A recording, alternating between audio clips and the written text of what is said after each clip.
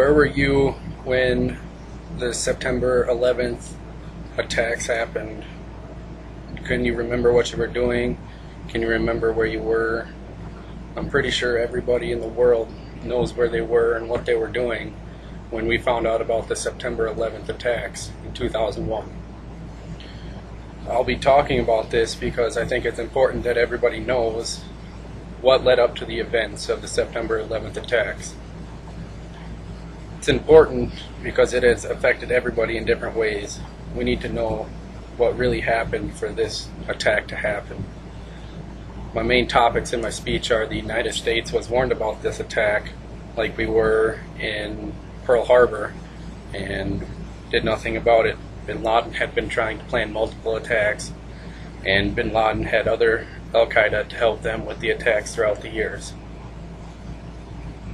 The United States government was warned about the upcoming attacks on 9/11. For many years, the United States government had been suspicious of terrorist attacks that were linked with Bin Laden, who had people, Al-Qaeda people, flight training in the United States and abroad, which is what the Washington Post posted.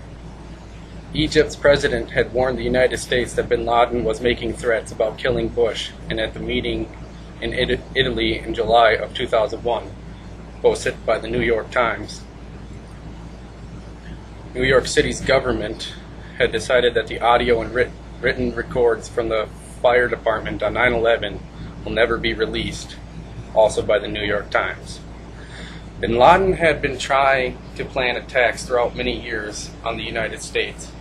In 1998, an FBI agent sends a memo warning that a lot of the Middle Eastern males were getting flight training and maybe planning an attack, which was by the New York Times paper and Senate Intelligence Committee.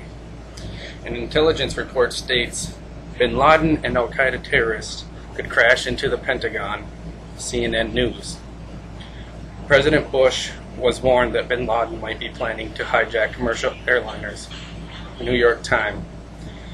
At this time on 9/11, when he was warned that Bin Laden would be trying to hijack commercial airlines, he sent the Washington, D.C.'s Air National Guard up to Alaska, which is a training period that the Russians do. We were trying to mimic it. While this was going on, we found out that Bin Laden's terrorist group had hijacked our airplanes, and the Washington, D.C. Air National Guard was too far away to come back and help out with the attack. To me, this seems like a setup, because if he knew about the hijackings, why would he send our Air National Guard all the way across the continent so that they would not be able to come back in time to help prevent the crashings into the Pentagon and the World Trade Center? Bin Laden may have been involved in various attacks around the world, but he wasn't alone. Islamic extremists convicted in 1993 for the bomb that exploded in the World Trade Center, killing 6 and injuring more than 1,000. Fox News. Bin Laden had denied involvement in the attacks, and suspicion fell on the Al-Qaeda American Military University.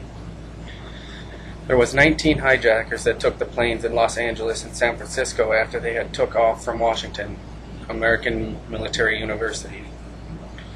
Summary of the main points from this speech. The United States were warned on 2 different occasions that there was going to be an attack against the U.S.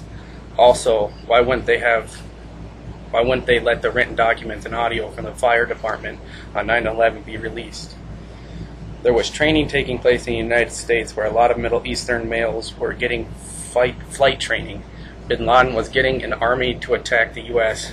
There were reports that him and his team of Al-Qaeda could crash into the Pentagon, and that they were planning to hijack commercial airlines.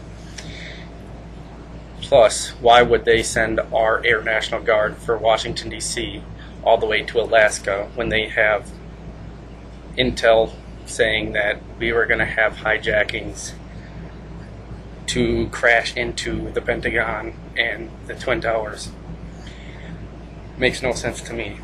Sounds like a setup. Bin Laden was not alone in his attacks. He was working with the Al-Qaeda when the attacks on 9/11 happened. Many of the Al-Qaeda had received flight training here in the United States. Now that I've finished my speech, hopefully you have a different perspective on the 9/11 attacks.